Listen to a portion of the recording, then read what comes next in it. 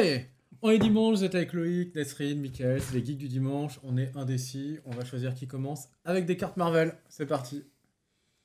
La plus grosse. Hop. C'est toi la plus grosse? Non, c'est Loïc la plus grosse. Sympa, Oui, toi. c'est toi la plus grosse, je suis désolée. Ouais, Tu c'est commences parti. après moi, après Loïc, d'accord? Voilà. Allez, c'est parti. Ce truc n'a servi absolument à rien. Alors, aujourd'hui, je vais vous parler d'un DVD d'un film Boy A ou Boy A ou Bois A, suivant comment vous voulez prononcer.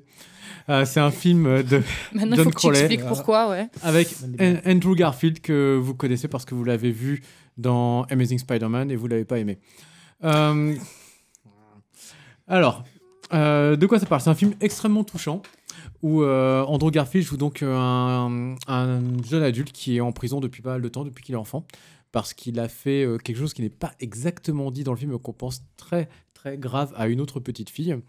Du coup, il se retrouve en prison et il sort. À quel âge? Genre 10 ans ou 11 Ah ans, ouais. un truc hyper jeune. Maison de correction. Donc. Et quand il sort, donc, il décide de refaire sa vie. Donc quelqu'un qui le suivait en prison lui ramène une nouvelle paire de chaussures symboliquement et lui demande et le héros lui demande comment il pourrait s'appeler, donc parce qu'il a le droit de changer de nom. Et il arrive donc dans une petite ville portuaire où il chope un petit job de coursier. Et là-dessus, tout se passe bien. Donc il essaie d'oublier son passé, il refait des liens sociaux, c'est pas mal. Et puis manque de peau, des gens tombent dans un ravin. Et lors d'une course, il décide de les aider, de les sauver.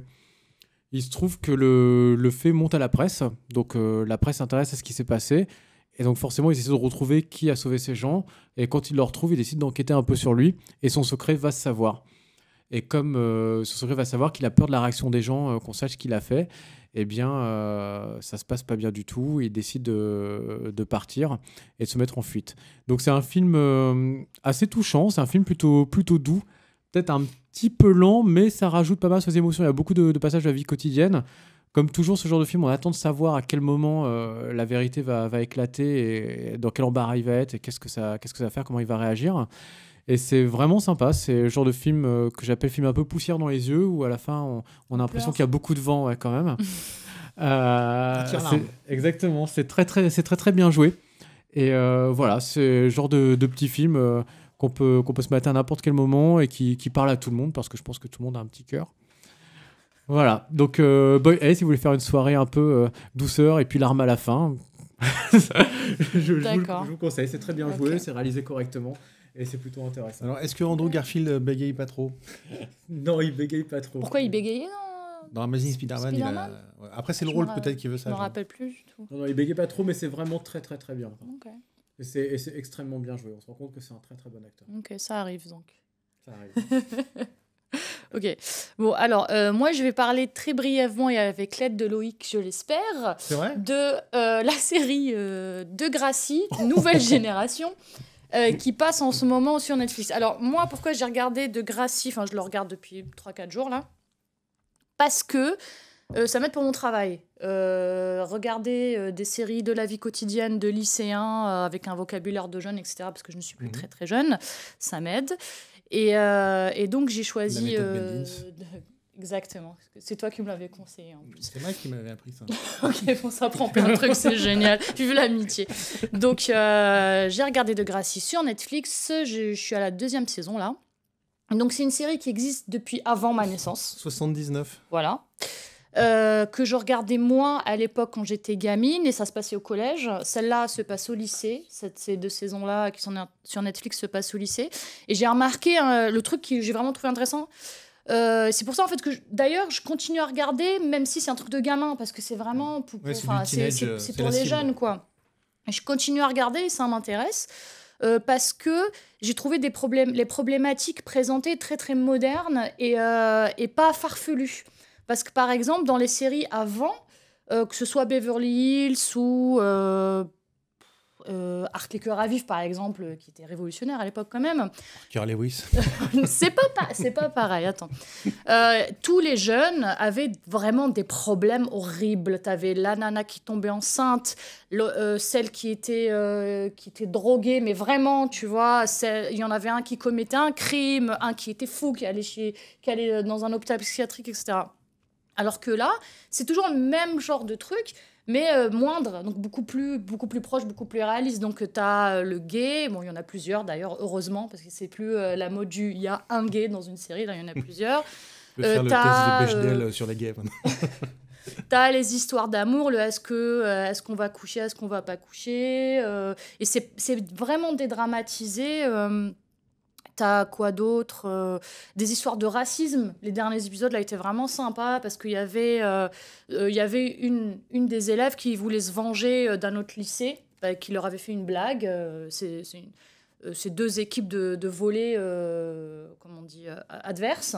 Et la blague qu'ils leur ont fait dans ce lycée-là, qui est un peu un lycée de cité, enfin, dans un coin un peu, bon, pas très bien fréquenté, ils n'arrêtent pas de le dire d'ailleurs, ils ont dessiné ces jeunes filles qui sont noires comme des singes, en fait. Et c'est une blanche qui l'a fait, et ça a fait un scandale. Et en fait, ça pose la question de pourquoi cette gamine qui, elle, est blanche, n'est pas raciste du tout, parce que voilà, elle se dit pas raciste, elle traîne avec des noirs, avec des asiates, peu importe, a fait ce dessin, et pourquoi pour elle c'est pas du racisme. Donc on lui fait se poser plein de questions, puis au final elle comprend qu'elle a quand même blessé des gens, que y a ce putain, on peut le dire, de racisme ordinaire et de préjugés qui nous suit depuis qu'on est. Et j'ai trouvé ça vraiment, vraiment sympa. Et les dialogues sont pas niais du tout. Ils parlent naturellement. Bon, je les regarde en français parce que j'écris en français. Est-ce que tu as noté une différence, parce que c'est une série qui est canadienne, est-ce que tu avais noté une différence par rapport aux séries US, la bigoterie en moins ou des choses comme ça? Mais carrément. Alors, on n'en parle pas du tout de ça. Il n'y a pas vraiment de morale. Tu vois, genre vraiment... de morale, si, mais c'est pas moralisateur. Après, j'ai trouvé que c'était vachement proche de la France, en fait. Beaucoup plus, j'ai l'impression, malgré que la série en elle-même est tournée en anglais à la base. Voilà. Donc, Degrassi, qu'on soit jeune ou vieux, c'est sympa. Bon, ça reste un peu gnangnan quand même, parce que c'est pour des petits jeunes, mais c'est très, très regardable. Voilà. Maintenant... Alors, moi, je voulais parler d'un animé de 73. C'est Belladonna, de Eiichi Yamamoto. Ça a été fait par le studio Muchi de Osamu Tezuka. Et c'est le troisième. En fait, à la base, c'est une trilogie qui a commencé en 69, où le studio de Tezuka a d'abord fait Les Mille et Une Nuits, Scheherazade. C'est pas sorti en France, les autres, du coup. Aucun n'est sorti. Celui-là est sorti en 73 dans 5 salles. Mais récemment, il est sorti aussi. Il est ressorti récemment pour pouvoir le sortir en coffret DVD. Onéreux d'ailleurs, près de 50 €, donc il faut vraiment avoir envie de se le. Tu peux regarder à l'intérieur ? Oui, bien sûr. Il est stylé ou quoi ? Il est super beau. Ouais, il y a pas mal d'imagerie, il y a la bande-son, l'OST de l'animé. Donc, j'en reviens à mon histoire. Donc, une trilogie d'animés. Le premier, donc, Scheherazade, Les Mille et Une Nuits. Le deuxième, où Osamu Tezuka s'est beaucoup investi, c'est Cléopâtre, qui date de 70. Et ensuite, Osamu Tezuka, il a décidé de quitter le studio qu'il avait monté parce qu'il considérait qu'un artiste... C'était tous des gros connards. Non. Pas tout à fait ça. C'est la raison officielle, c'est qu'il considérait qu'un artiste devait trouver l'équilibre entre des œuvres commerciales et des œuvres un peu expérimentales, et que il se consacrait qu'à du commercial, alors il perdait son statut d'artiste. Donc il a décidé de retourner faire du manga à ce moment-là et d'arrêter de faire de l'animé. Ce qui fait que le studio s'est un peu cassé la figure à ce moment-là, et ils ont beaucoup de mal à terminer le film parce que ils n'avaient plus les fonds. Une fois que Tezuka était parti, alors après, tu peux te dire que ça marchait peut-être à l'envers. Il y avait plus de fonds, donc Tezuka est parti. Donc, on ne sait pas trop. Bon, on va rester sur la raison officielle de Tezuka. Et donc, Eiji Yamamoto va continuer pendant 3 ans à essayer de motiver les troupes pour finir le film. Il va y arriver en 73. Et là, alors l'histoire, c'est basé sur un roman du 19e siècle de Jules Michelet, qui date de 1862, où justement, la sorcière, la sorcière qui se passe au XIVe siècle et qui va exprimer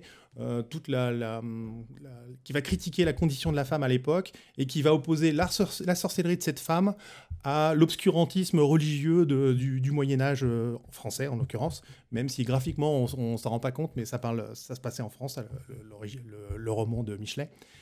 Et donc, en fait, à travers cette œuvre psychédélique, il va développer, d'une part, la liberté sexuelle chez la femme, le statut de la femme, son indépendance financière, parce qu'à un moment, elle devient usurière, de quelle manière tout le village et toutes les autorités vont se retourner contre elle, en fait. Voilà.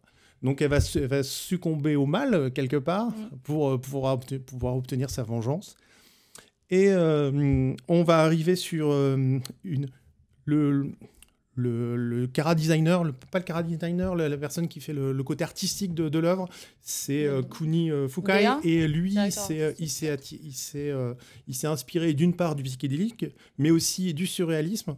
Et il va aussi intégrer pas mal d'aquarelles, et il va s'inspirer d'auteurs, de peintres du 19e, du 20e, pardon, tels que Mucha, Klimt, et aussi Bursley, qui est un peintre de l'Art Nouveau. Voilà, j'en ai terminé. Je vous recommande donc Belladonna, une œuvre vraiment étonnante, intéressante. Ouais, et puis au final, Et adulte aussi. le mal, il n'est pas si mauvais que ça. Le Le mal, oui. mal auquel elle succombe.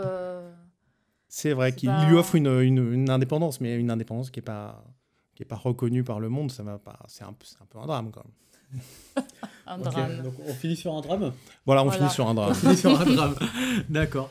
Donc c'était les Geeks du Dimanche. On vous a parlé de Belladonna, on vous a parlé de Degrassi, on vous a parlé Nouvelle de génération, ouais. de Boy Hey. Et j'espère que ça va vous plaire, que vous allez essayer.